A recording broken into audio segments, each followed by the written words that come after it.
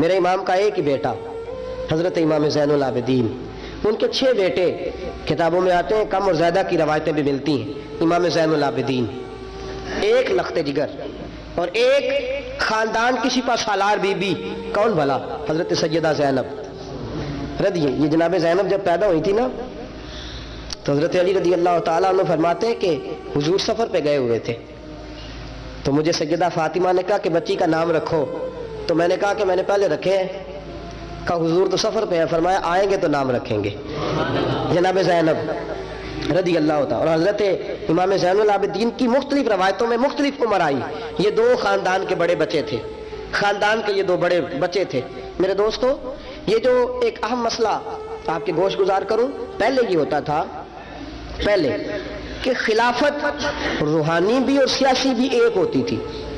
امام حسن تک ایک رہی، روحانی خلافت بھی اور سیاسی خلافت بھی ایک رہی۔ مسئلہ تھوڑا باریک ہے، تھوڑا سا آپ کو میرے بات غور سے سننی پڑے گی۔ پہلے خلافت ایک ہوتی تھی، روحانی بھی اور سیاسی بھی۔ حضرت ابو بکر صدیق رضی اللہ تعالیٰ عنہ سیاسی کام بھی کرتے تھے مسجد نبی کے منبر پر بیٹھ کر، اور ساتھ ساتھ لوگوں کو روحانیت کی طرف بھی توجہ دلاتے تھے، اللہ اللہ بھی سکھاتے تھے، لوگوں کو نماز بھی پڑھاتے تھے، جمعہ بھی پڑھاتے تھے، سارا کچھ ہوتا تھا۔ جناب امام حسن تک یہ کام رہا، حضرت عمر فاروق، حضرت عثمان غنی، جناب علی المرتضیٰ اور امام حسن تک یہ سلسلہ رہا۔ پھر خلافت 2 حصوں میں بٹ گئی، ایک ہو گیا سیاسی خلیفہ جو حکومت چلائے، اور ایک ہو گیا روحانی خلیفہ جو لوگوں کو اللہ اللہ بتائے۔ وہ جو خلافت تھی نا روحانی، وہ آج تک آ رہی ہے، صوفیاء کے ذریعے، علماء کے ذریعے، نیک اور پارسال لوگوں کے ذریعے وہ اللہ اللہ بتاتے ہیں، وہ اللہ اللہ بتاتے ہیں، پھر اپنا خلیفہ بناتے ہیں، پھر وہ اللہ اللہ بتاتا ہے۔ یہ وہ ہے خلافت۔ حضرت امام زین العابدین رضی اللہ تعالیٰ عنہ کو بادشاہ وقت نے بلایا نا اپنے پاس، تو امام زین العابدین نے فرمایا میں نہیں جاؤں گا، میں جاؤں گا۔ عبد المالک بن مروان نے بلایا اور امام زین العابدین کو کہا کہ آپ کو ضرور آنا پڑے گا۔ آپ نے فرمایا اس کی وجہ؟ اس نے کہا وجہ یہ ہے کہ آپ کی طرف لوگوں کا رجوع بہت ہے، لوگوں کی توجہ بہت ہے، دل کھینچے چلے جاتے ہیں۔ امام زین العابدین نے فرمایا سارا زمانہ بھی میری طرف آئے، پھر میں بادشاہ کے دربار میں، بادشاہ بزرگوں کے پاس آئے تو ان کی عزت بڑھتی ہے، اور اگر نیک لوگ بادشاہوں کے دروازوں پہ جائیں تو ان کی عزت گھٹتی ہے۔ فرمایا میں نہیں جاؤں گا۔ اس نے کہا کہ امام مجھے سمجھ کوئی نہیں آتی۔ امام زین العابدین سے کہنے لگے مجھے سمجھ کوئی نہیں آتی کہ بادشاہ میں ہوں لیکن راشا آپ کے پاس ہوتا ہے۔ عجیب تماشا ہے کہ لوگوں کی تلواریں میرے ساتھ رہتی ہیں، دل آپ کے ساتھ دھڑکتے ہیں۔ میں دیکھتا ہوں کہ مدینے کے بعد ایک کٹیا میں آپ رہتے ہیں، کٹیا میں، لیکن میں دیکھتا ہوں کہ سورج بھی چڑھتا ہے تو آپ کو سلامی دے کے چڑھتا ہے، اور چاند بھی نکلتا ہے تو حسین کے بیٹے کے قدم چوم کے نکلتا ہے۔ امام زین العابدین مدینے سے باہر چلے گئے، ڈیرا لگا لیا، عمر بھر اسی جگہ، نام تو علی اوس تھا نا آپ کا، لیکن زین العابدین عبادت کرنے والوں کی زینت۔ میرے امام نے خلیفہ عبد المالک بن مروان سے کہا تو باز آ جا، میں حسین کا بیٹا ہوں، مجھے لوگوں کو اللہ اللہ سکھانے دے۔ اب میں تخت خلافت پہ بیٹھ کر نہیں، میں چٹائی پہ بیٹھ کے دین پڑھاؤں گا، اب میں فرش زمین پہ بیٹھ کے لوگوں کو اللہ اللہ سکھاؤں گا۔ امام زین العابدین کو خلیفہ عبد المالک بن مروان ہوا پتہ کیا تھا؟ تھوڑی سی تاریخ بتا دوں۔ یزید کے مرنے کے بعد اس کا بیٹا آیا، وہ 40 دن تک رہا، میں نے 10 محرم کو بتایا تھا۔ اس نے کہا میں اپنے باپ کو بھی اس قابل نہیں سمجھتا تھا، چھوڑ کے چلا گیا۔ اس کے بعد حضرت عبداللہ ابن زبیر رضی اللہ تعالیٰ عنہ جو تھے، وہ کیونکہ مکہ اور مدینہ اور حجاز کے لوگوں نے انہیں اپنا امیر بنا لیا تھا، جب یزید کے بیٹے نے خلافت چھوڑی تو وہ پورے ملک کے ایک جو ہے وہ امیر بن گئے۔ ان کے درمیان ہی مروان نے سازش کی، مصر اور شام پہ اس نے اپنا تسلط جما لیا۔ مروان مرتے وقت اپنے بیٹے عبد المالک بن مروان کو بنا گیا امیر۔ عبد المالک بن مروان بڑا ظالم، بڑا خونخوار، بڑا بد تہذیب آدمی تھا۔ امام زین العابدین سے کہنے لگا کہ آپ کو آنا پڑے گا۔ آپ نے فرمایا میں کوئی نہیں آؤں گا۔ اس نے امام زین العابدین کو گرفتار کرایا۔ بہت سارے بزرگوں نے لکھا ہے، بالخصوص امام قشیری نے رسالہ میں لکھا، گرفتار کرایا، ہاتھوں میں بیڑیاں، پیروں میں بیڑیاں۔ امام زین العابدین جس طرح نکلے تھے نا کربلا سے اور دمشق آئے تھے گرفتاری کے عالم میں، اور پھر دمشق سے مدینے آئے تھے، اسی عالم میں پھر گرفتار کرایا۔ اور خلیفہ عبد المالک بن مروان کے سامنے جب امام زین العابدین پہنچے تو آپ نے کہا کہ تو نے دیکھا ہے نا میرے باپ کے قاتلوں کا کیا انجام ہوا تھا، تو نے دیکھا ہے میرے باپ کے قاتلوں کا، بعد آ جا۔ اس نے کہا کہ یزید کے پاس طاقت تھی، اس نے آپ کو گرفتار کرا لیا تھا، اب میرے پاس طاقت ہے، میں نے بھی گرفتار کرا لیا ہے، इमाम ज़ैनुल आबिदीन से कहने लगा आपके पास ताकत है तो दिखाइए, आपके पास है ताकत तो दिखाइए।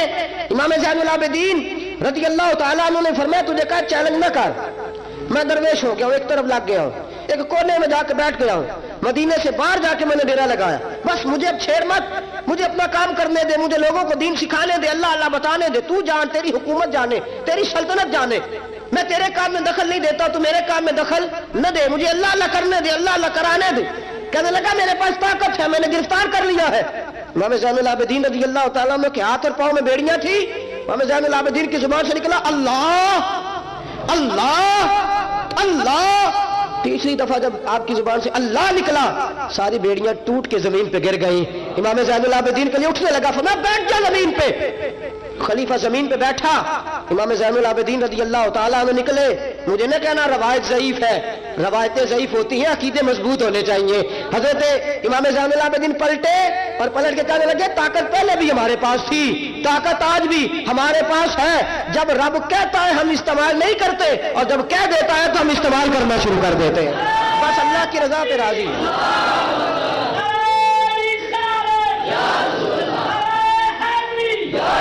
जब अल्लाह कहता है तो इस्तेमाल करते हैं। इमाम ज़ैनुल आबिदीन खलीफातुल मुस्लिमीन अमीरुल मोमिनीन इमाम हसन के भतीजे जनाब अली के पास 3 साल रहे थे। वो तो कट गए सारे, लेकिन मेरे इमाम ज़ैनुल आबिदीन अगरचे हुकूमत नहीं ली, लेकिन दिलों पे हुकूमत करते रहे, दिलों पे। यही खलीफा अब्दुल मलिक बिन मरवान, देखो कहते हैं जादू हो जो सिर चढ़ के बोले, और हकीकत छुप नहीं सकती बनावट के उसूलों से, और खुशबू आ नहीं सकती कभी कागज के फूलों से। पता होता है हमें सच क्या है झूठ क्या है।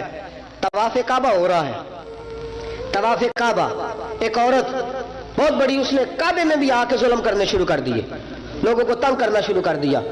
एक बात याद रखना, मैं गया उम्रे पे, मुझे अल्लाह ने तौफीक दी है, लोग वहां जाके भी बाज नहीं आते, धक्के मारते हैं, बड़ा कुछ करते हैं, वो अल्लाह का घर है। अगर फजल ज्यादा है तो वहां गजब भी बड़ी जल्दी हो जाता है। वो बीबी बाज नहीं कहती थी मैं बहुत बड़े अमीर की बीवी हूं, खबरदार। तो करीब आया तो हजर अस्वद के करीब गई तो हजर अस्वद ने पकड़ लिया, दबोच लिया, पकड़ लिया, छोड़ता ही कोई नहीं, चिमट गई साथ, बुलाओ लोगों को, बड़ा कुछ किया, लेकिन हजर अस्वद छोड़ता। अल्लाह आपको हज की तौफीक दे, आमीन तो कह दे, अल्लाह आपको उम्रे पे ले जाए। ये हजर अस्वद पता बंदे जाके बहादुरी दिखाते हैं, मैं जी परा सटे 5-7 बंदे, मैं फिर चुमदा रहा बड़ा चेर, एक अकलमंदी की है, एक अकलमंदी वाली बात है। वहां जाके हमारे बुजुर्ग तो कहते हैं वहां जाके जानवरों का भी अदब करो। वो खुदा रसूल के मेहमान में धक्के देते रहे, कोई अकलमंदी है ये, कोई बहादुरी नहीं। अगर सूडान वाले करते हैं, ईरान वाले करते हैं, तो वो जाने, उनका रब जाने, उनके अमल जाने। हम तो वहां जाके जानवरों का भी अदब करेंगे, अदब करेंगे, एहतराम। नहीं मौका मिलता तो न मिले। मेरे हबीब ने फरमाया दूर से हाथ लहरा के चूम लो, हजर अस्वद कयामत वाले दिन तुम्हारे ईमान की गवाही दे देगा, हमारे ईमानदार होने की गवाही देगा। बीबी चिमट गई साथ। खलीफा अब्दुल मलिक बिन मरवान से कहा कि वो बहुत बड़े रईस की बीवी है, अब छुड़ाब। सारी जिंदगी तख्त पे बैठ के इमाम ज़ैनुल आबिदीन की मुखालफत तो करता रहा है, अब छुड़ा। नीचे उतर आया तो बीबी के खामद को कहने लगा ज़ैनुल आबिदीन के पास चले जाओ, अगर हल है तो उसके पास है, अगर कोई इलाज है तो उसके पास है, उसके पास जाओ, मैं छुड़ा सकता। उधर जाओ, उधर वो है दरवाजा, वो है जनाब अली का पोता, वो है इमाम हुसैन का जानशीन, वो बैठा है। ज़ैनुल आबिदीन तेरा तो सारा घर करबला में कट गया था, तेरे पास तो रहने को मकान तक नहीं बचा था, खून की नदियां बह गई थी, और ये क्या मामला है। इमाम ज़ैनुल आबिदीन की सीरत और सूरत लोगों को बताती है कि अब भी अगर मोहब्बतों की वजह से दिल झुकेंगे तो हमारे खानदान की तरफ ही झुकेंगे। इमाम ज़ैनुल आबिदीन के पास गए, इमाम ज़ैनुल आबिदीन अपने हुजरे में बैठे, कहा जनाब एक बीबी हजर अस्वद के साथ लग गई, आप आइए। इमाम ज़ैनुल आबिदीन रज़ी अल्लाह तआला अन्हु ने फरमाया मैंने सुना है रईस की बीवी है, लोगों को तंग करती है, छुड़ा लेगा।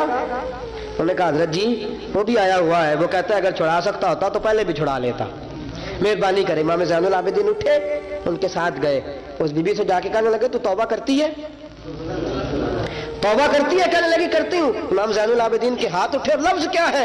या अल्लाह तू जानता है ना मैं कौन हूँ। लफ्ज क्या है? इमाम ज़ैनुल आबिदीन की दुआ सुनो, दुआ पर मैं मौला तू जानता है मैं कौन हूँ, मैं कौन हूँ। रावी कहते हैं इमाम ज़ैनुल आबिदीन की जुबान पर लफ्ज है या अल्लाह तू जानता है ना मैं कौन हूँ।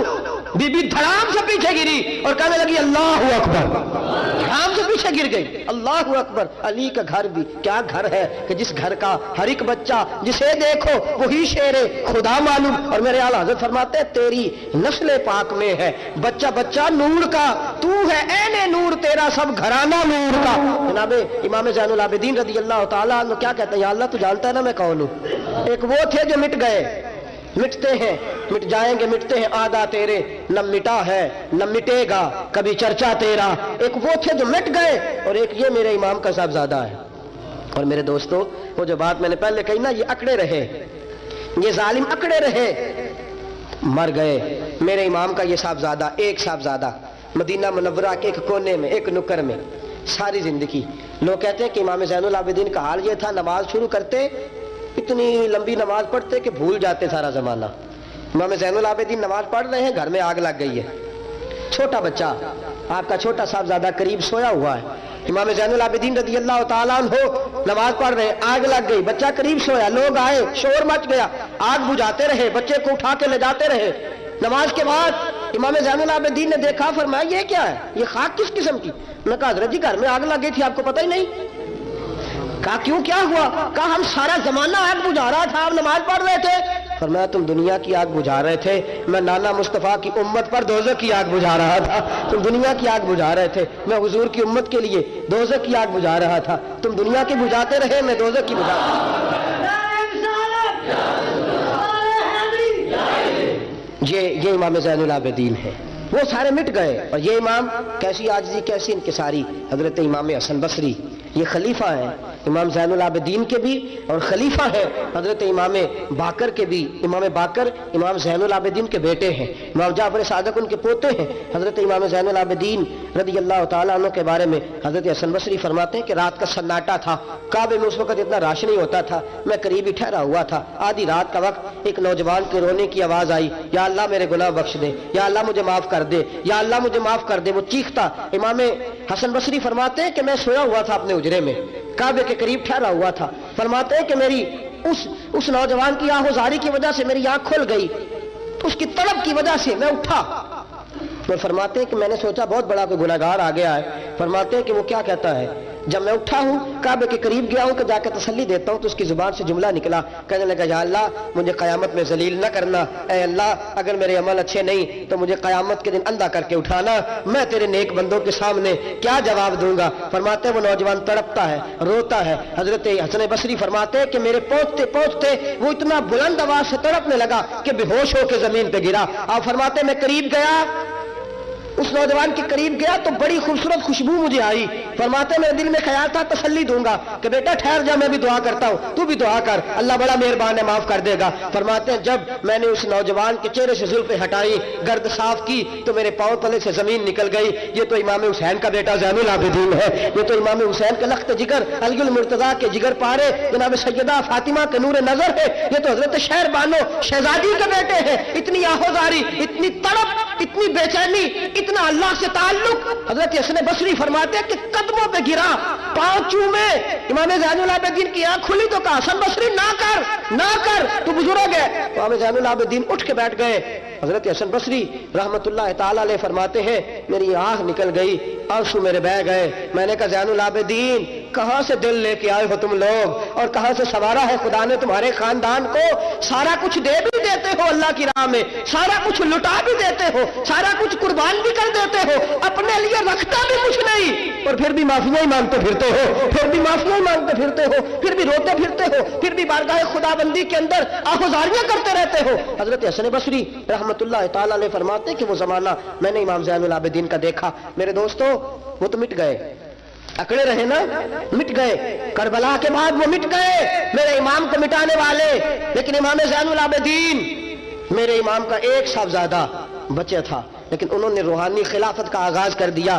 پوری دنیا میں میرے امام زین العابدین کا فیض ہے, جسمانی بھی ہے, روحانی بھی ہے, علمی بھی ہے. امام زین العابدین نے زندگی پوری گزار دی ایک کونے میں لگ کے. امام زین العابدین کسی سیاسی کام میں کبھی مداخلت نہیں. حضرت امام جعفر صادق کا زمانہ آیا تو پھر بادشاہ نے بلایا امام جعفر صادق کو. اور یہ امام جعفر صادق وہ بزرگ ہے کہ حضرت امام اعظم ابو حنیفہ رحمۃ اللہ علیہ امام جعفر صادق کے مرید ہے. ان کے مرید ہیں, ان کے خلیفہ ہیں. حضرت امام جعفر صادق کو بلایا, اور جب سیدنا امام جعفر صادق رحمۃ اللہ علیہ رضی اللہ عنہ پہنچے تو آپ نے شاندار لباس پہنا, شاندار لباس پہنا, اور اعلیٰ قسم کا جبہ پہنا, اعلیٰ قسم کی پگڑی باندھی, ہاتھ کے اندر عصا پکڑا, اور حضرت امام جعفر صادق رضی اللہ تعالیٰ عنہ کچے مکان سے نکلے, لیکن ذرا باوقار ہو کے نکلے. دربار بادشاہ, دربار خلافت میں پہنچے, اپنی کھنڈی کو, اپنی چھڑی کو ہلایا. میں کیوں بلایا مجھے؟ وہ بادشاہ جس نے کہا تھا بلاؤ ذرا پتہ کرتا ہوں کیوں میلہ لگا رکھا ہے. پھر بھی بادشاہ ڈرتے رہتے ہیں, پھر بھی ڈرتے ہیں کہ اگر ان روحانی لوگوں نے اشارہ کیا تو ساری دنیا ان کے پیچھے نکل پڑے گی. بلاؤ کیوں میلہ لگائے رکھا ہے. جب بادشاہ کے سامنے پہنچے تو بادشاہ نے کہا کیا بات ہے, کیوں بلایا تھا مجھے؟ کہنے لگا حضور غلطی ہو گئی. آج کے بعد امام جعفر صادق باہر نکلے تو بادشاہ کے واری کہنے لگے تو بڑی باتیں کرتا تھا, ڈنگے مارتا تھا, بڑھ کے مارتا تھا, بلاؤ امام کو پوچھ لیتا ہوں کیا ہوا. کہنے لگا یار پتہ نہیں کیا بات ہے, جب نہیں ہوتے تو بات نکلتی ہے, جب سامنے آ جاتے ہیں تو منہ کے اندر سے زبان بولتی نہیں ہے. جب سامنے آتے ہیں تو کیا روب ہے, کیا روب ہے. اصل اسے سمجھ نہیں تھی کہ تیری نسل پاک میں ہے بچہ بچہ نور کا, تیری نسل پاک میں ہے بچہ بچہ نور کا, تو ہے عین نور, تیرا سب گھرانہ نور کا. حضرت امام جعفر صادق باہر نکلے تو آپ کا خادم گھر جا کے کہنے لگا امام صاحب اعلیٰ قسم کا لباس, لوگ باتیں کر رہے تھے, اتنا بڑا قیمتی لباس, لوگ گفتگو کر رہے تھے. تو حضرت امام جعفر صادق نے قمیض اتارا, نیچے ٹاٹ کا لباس تھا, فرمایا یہ جو اوپر پہنا ہے یہ مخلوق کو دکھانے کے لیے ہے, اور جو اندر پہنا ہے وہ رب کو دکھانے کے لیے ہے. اندر اللہ کو دکھانے کے لیے ٹاٹ کا ہے, لیکن مخلوق کو دکھانے کے لیے میں نے اعلیٰ لباس پہنا ہے. ان کے دل میں خیال نہ آئے کہ رسول پاک کے اہل بیت شاید کمزور ہو گئے ہیں, اس لیے ڈرتے اور سہمے ہوئے آتے ہیں. میرے نبی کے خاندان نے اس وقت سے لے کر تا دم آخری آج تک ایک پورا کردار ادا کیا ہے. سادات کا دین میں ایک پورا کردار رہا ہے, تحریر کے معاملات میں, تقریر کے معاملات میں, تدریس کے معاملات میں سادات کا پورا کردار رہا. وقت گزرنے کے ساتھ ساتھ کبھی سید غوث اعظم کی شکل میں آئے, اور کبھی سید معین الدین چشتی اجمیری کی شکل میں آئے, اور کبھی سید علی حجویری داتا گنج بخش کی شکل میں آئے, اور کبھی یہ سید حضرت شاہ آل رسول ماں رہروی کی شکل کے اندر آئے, اور کبھی یہ سید میر عبد الواحد بلگرامی کی شکل میں آئے. یہ سادات آتے رہے, اپنے اپنے دور میں چمکتے رہے, اپنے اپنے دور میں دین کا فریضہ سر انجام دیتے رہے. انہوں نے پھر اعلان حکومت والوں کو کہا کہ ٹھیک ہے, اگر تم سمجھتے ہو کہ اس طرح ہمیں دین نہیں پھیلانے دیتے تو ہمیں اللہ نے توفیق دی ہے, ہمیں اللہ نے طاقت دی ہے, اللہ نے ہمیں روحانیت دی ہے, ہم اس روحانی طرز کے ساتھ دین پھیلائیں گے. میرے دوستو اگرچہ قوت اور اقتدار بھی ہمیشہ انہی کے پاس رہا, کربلا میں جو بھی آیا آپ دیکھ لیجئے نا, یزید کے 14 بیٹے بتائے جاتے ہیں, کوئی بھی نہیں کہتا میں یزید کی اولاد میں سے ہوں. امام زین العابدین ایک ہی بچے تھے نا کربلا میں, آپ کو گلی گلی سید ملیں گے, نگر نگر سید ملیں گے, جگہ جگہ رسول پاک کی اولاد ملے گی. میرے دوستو یاد رکھنا, جو ظلم کرتا ہے اور ظلم میں بڑھتا ہے وہ بچتا نہیں, اس کا نام مٹ جاتا ہے, اس کا کردار نفرت کی علامت بن جاتا ہے. زندگی آپ بھی گزار رہے ہیں, وقت میں بھی بتا رہا ہوں, یاد رکھنا, خیال رکھنا, اگر ظالم بنو گے تو مٹ جاؤ گے, اگر ظالم بنو گے تو ختم ہو جاؤ گے, اگر ظالم بنو گے تو تمہارا نام لینا لوگ پسند نہیں کریں گے. ظلم کا نشان بن کے نہ رہنا, محبت کی علامت بن کے رہنا. اگر کبھی مار بھی کھانی پڑی تو وقتی طور پہ کھا جانا, تھوڑی دیر کے لیے مار کھا کے دیکھنا. کبھی کبھی مار کھانے میں بھی بڑی عزت ہوا کرتی ہے, کبھی کبھی مار کھانے اور برداشت کرنے میں بھی بڑا وقار ہوتا ہے. کبھی یہ بھی کر کے دیکھو, اس میں بھی ایک ذائقہ ہے, اس میں بھی ایک لطف ہے. میرے عزیزوں, جو ظلم کرے گا نہیں رہے گا, جو ظلم کرے گا اگر کتنے بھی اس کی اولادیں ہو جائیں اس کا نام نہیں چلے گا. جو محبت کرے گا, جو مار کھائے گا, خواجہ معین الدین چشتی نے بڑی مار کھائی, داتا علی اجمیری نے ہندوؤں سے بڑی مار کھائی, حضرت غوث پاک جیلانی کو بڑا ستایا گیا. یہ مار تو کھاتے رہے لیکن پیغام حق پہ ڈٹے رہے. اسے مار کھانی آ جائے, مار کھانی, بلکہ مولا رومی فرماتے ہیں جسے کٹنا آ جائے وہ بچ جاتا ہے, جسے قربان ہونا آ جائے اسے عزت مل جاتی ہے. جو برداشت کرنا سیکھ جاتا ہے وہ محبت کی علامت بن جاتا ہے. میدان کربلا نے یہ سبق دیا کہ اگر وقتی طور پہ مار کھانی پڑی تو ذرا کھا کے دیکھنا, لیکن کھانا حق کے رستے میں, کھانا حق کے رستے میں. اور ایک اور بات بھی ذہن کے اندر رکھیے, ضروری نہیں کہ کسی جگہ پہ کثرت ہو جائے، زیادہ ہو جائے تو وہ حق کی علامت ہی ہو. ہمیشہ کثرت حق کی علامت، اتبعوا سواد العظم والا معاملہ دوسرا ہے، لیکن کثرت ہمیشہ صداقت کی علامت نہیں ہوتی. یزید کے ساتھ تھے تو بہت زیادہ، لیکن کبھی بھی دل کے ساتھ انہوں نے یزید کی سپورٹ نہیں کی. تھے بہت امام حسین کے ساتھ، اس وقت تو تھوڑے تھے، لیکن ذرا آج تک دیکھیے کتنے ہیں جو امام حسین سے پیار کرتے ہیں، میدان کربلا سے لے کر آج تک. اور پھر کسی نے کہا تھا نا انسان کو بیدار تو ہو لینے دو، ہر شخص پکارے گا ہمارے ہیں حسین. پھر دیکھنا صبح قیامت تک کتنے ہیں. حق کے نام پہ ڈٹ جاؤ، اگر تم 1 بھی ہوئے، 2 بھی ہوئے، 10 اور 12 14 بھی ہوئے، رہنا حق پہ قائم رہنا. مار کھا کے دیکھنا، اس میں بھی بڑی لذت ہے. ظلم سے بچنا، ظلم بہت بڑا عیب ہے، ظلم بہت بڑی بیماری ہے. لگ جائے گی تو نام و نشان مٹا دے گی، ختم کر دے گی صفحہ ہستی سے ظالم کو. اللہ میں ہر قسم کے ظلم سے بچائے، ہمیشہ مدحت خیر الانام میں گزرے. دعا ہے یہ عمر درود و سلام میں گزرے. وآخر دعوانا ان الحمدللہ. اور اگر آپ نے ابھی تک ہمارا چینل سبسکرائب نہیں کیا تو فوراً سبسکرائب کیجئے، ساتھ ہی بیل آئیکن پر کلک کریں تاکہ مزید آنے والی ویڈیو ہیں وہ آپ کو وقت پر ملتی رہیں. اللہ حافظ.